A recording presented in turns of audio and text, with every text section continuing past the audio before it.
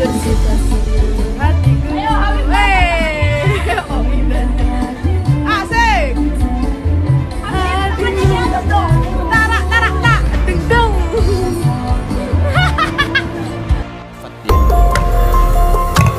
Kayak jangan main-main sama orang-orang seperti ini. Makanya sering ada kalimat daging ulama itu beracun. Hati-hati tuh, sekarang saya ingatkan ya kalimat ini karena sering ada orang bermain dengan ulama tuh, ngedit fotonya, dibuat begini, buat begitu, keluar aja kalimat tuh, udah tuh. Ya, udah paling ringan meninggal mengenaskan. Paling ringan tuh, paling ringan. Karena ulama itu pewaris Nabi. Kalau antum nyakiti ulama, nyakitin Nabi. Itu hadisnya ada, wa innal ulama warathatul anbiya di Ibnu Majah, nomor hadis 233. Wa innal ulama warathatul anbiya. Para ulama itu pewaris Nabi.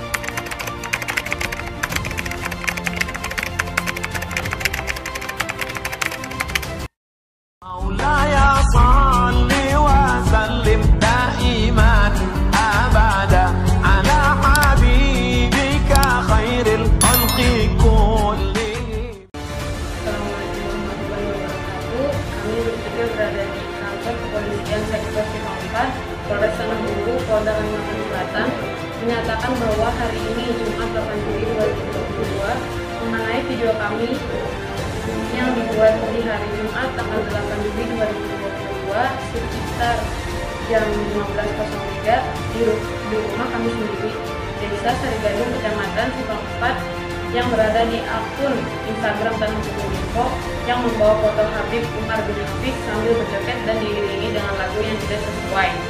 Kami meminta maaf yang sebesar-besarnya atas kejadian tersebut dan ini murni kesalahan kami dalam berperilaku. Semoga kejadian ini menjadi pelajaran bagi kami. Jika suatu saat kami mengalami kesalahan yang sama, kami siap menerima hukuman yang berlaku. Demikian permohonan maaf kami atas tindakan yang kami lakukan. Orang sekarang, orang dulu ke ulama minta doa, orang sekarang minta foto. Touch selfie, bingung saya. Ya, dia orang dulu minta doa, ini orang minta foto. Ya, dilarang sih enggak, cuman sayang gitu. Ya, dulu begitu ada seorang alim besar tuh di Bosnia dulu, daerah-daerah Balkan lah pokoknya itu. Wah itu jangan main-main lah kalau sama ulama-ulama yang tawadhu, yang sudahlah udah levelnya itu sudah tinggi, sudah baik gitu kan, yang ikhlas, yang macam-macam. Itu ada anak-anak muda pengen bermain-main, kurang lebih 3-4 orang ya ngerjain ulama. Apa yang dikerjakan? Dia bawa kemudian keranda jenazah, temannya suruh tidur di situ. Yuk kita kerjain nih, katanya ulama hebat, kita bisa tipu dia, mau main-main. Begitu sudah datang di tempat itu dia sampaikan, ya Syekh Fulan, namanya Syekh Yazo ya begitu datang di situ, coba katanya ini ada yang meninggal, bisa nggak saya sholatin gitu ya kan. Mereka udah nahan tawa-tawa, tapi ini ustadzan aja nih ulamanya, alimnya ustadzan. Dia katakan, benar ini meninggal? Ya. Ini yang disolatin yang hidup apa yang meninggal? Tuh. Yang disolatin hidup apa meninggal? Mereka jawab, tidak ada orang hidup disolatin, saya katanya. Yang ada orang meninggal. Sampai 3 kali nanya, 3 kali. Ini orang hidup apa meninggal? Orang meninggal katanya. Orang hidup apa meninggal? Orang meninggal. 3 kali disebutkan. Begitu sudah 3 kali, tanya lagi sayanya. Ini orangnya baik apa enggak? Ini baik. Orangnya bagus, baik. Ya, kami bersaksi. Makanya kalau ada yang meninggal suka ada yang nanya. Ya, ahada khair, itu sunnah Nabi juga. Awas bukan sembarangan, bidah itu bidah. Bidah dari mana? Bukan, zaman Nabi ada. Nabi itu kalau mau nyolatin jenazah nanya dulu, ini orang baik nggak? Nabi orang baik nggak nih? Gini, baik, sholatin oleh Nabi. Tapi kalau ada masalah, kalian aja yang sholatin. Diambil oleh para ulama. Makanya cara nafsirin teks itu lihat ahwal ulama. Kata para ulama, kita memastikan yang kita sholatkan itu baik. Kalau kurang baik, kita doakan jadi baik. Kalau baik, kita mintakan pada Allah tempatkan di tempat yang terbaik. Maka orang nanya, ada khair, yuk kita sholatin bareng-bareng, ya kan? Dalam sholat kita doakan dengan baik, itu maksudnya. Ditanya, apa ini orang baik? Baik, itu baik. Maka doakan, kata beliau, yuk kita sholatkan mudah-mudahan husnul khotimah. Disolatkan, sholat benar-benar, sholat. Begitu selesai langsung pergi. Begitu pergi ketawa anak muda ini. Katanya ulama beneran kita tipu. Katanya ulama beneran kita tipu juga. Kena deh kalau kata bahasa sekarang gitu kan. Ketawa mereka semua. Begitu ketawa dia panggil yang di keranda, hei bangun, kita udah menang katanya. Bangun, gak ada jawaban. Gak ada jawaban. Begitu dibuka sudah kaku. Selesai, wafat dia. Kayak jangan main-main sama orang-orang seperti ini. Makanya sering ada kalimat daging ulama itu beracun.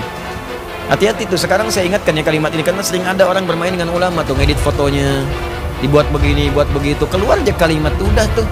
Ya, udah paling ringan meninggal mengenaskan. Paling ringan tuh. Paling ringan. Karena ulama itu pewaris Nabi. Kalau antum nyakiti ulama, nyakitin Nabi. Itu hadisnya ada. Wa innal ulama warathatul anbiya di Ibnu Majah, nomor hadis 233. Wa innal ulama warathatul anbiya. Para ulama itu pewaris Nabi. Antum punya warisan, warisan antum diambil orang, marah antum kan? Antum punya warisan tanah antum, warisan bapak diambil orang, antum marah. Ya warisan Nabi diambil antum, dicela antum, ya Nabi marah lah. Paham ya? Ya, yang paling bahaya, ulama itu ditempatkan nomor 3 oleh Allah setelah malaikat. Ya, syahidallahu annahu la ilaha illa huwa wal malaika wa ulul ilmi. Ulama urutannya ditempatkan oleh Allah, dipuji. Antum ganggu ulama, ya Allah marah. Paham ya? Kenapa tegang begini? Ya. Ah, itu mesti hati-hati. Awas jangan salah kontrol. Jangan salah kontrol ya. Jangan celah, jangan apa-apa dan sebagainya. Ini seringkali begini nih, karena konstelasi politik juga sekarang nih, pilpres apa-apa, mungkin di setiap kubu ada ulama, ada apa. Kita hormati, mungkin masing-masing punya ijtihad. Ya, kalaupun misalnya ada sesuatu yang keliru, jangan dan diolok-olok, tidak. Kita doakan dengan baik. Pilihan boleh beda, silahkan. Ya, itu tidak ada masalah, tapi jangan berselisih, jangan sampai ribut dan sebagainya. Paham ya? So, apalagi kemudian menjelek-jelekan ulama itu tidak boleh. Ya, mendoakan boleh. Ya Allah, mohon jadikan hadar rais gini disebut si fulan, amin, kita aminkan, amin, kan? Nah, itu boleh, silakan aja. Ya, pas diralat gak sempat ngaminin lagi juga nggak apa-apa, ya nggak ada masalah gitu. Ya, nggak usah rame, biasa aja, gitu ya, biasa aja. Ya nggak usah langsung dicari, disusul, gini gitu kan, kasihan juga gitu kan. Halo, sudah ya, udah dulu lah.